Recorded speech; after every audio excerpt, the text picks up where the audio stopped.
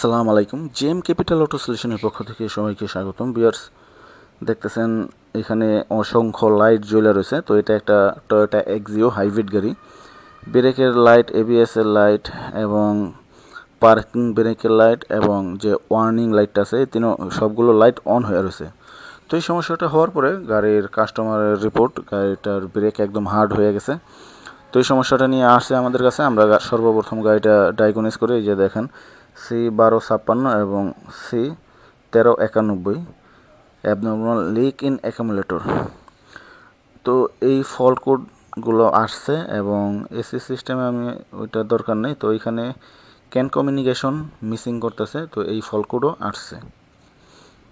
তো এই সমস্যাটা নিয়ে কাস্টমার আমাদের কাছে আসছে।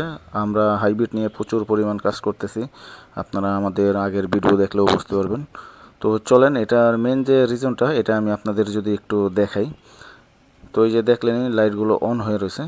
আমি এখন আপনাদেরকে বাহিরে ইঞ্জিন সাইডটা দেখাবো।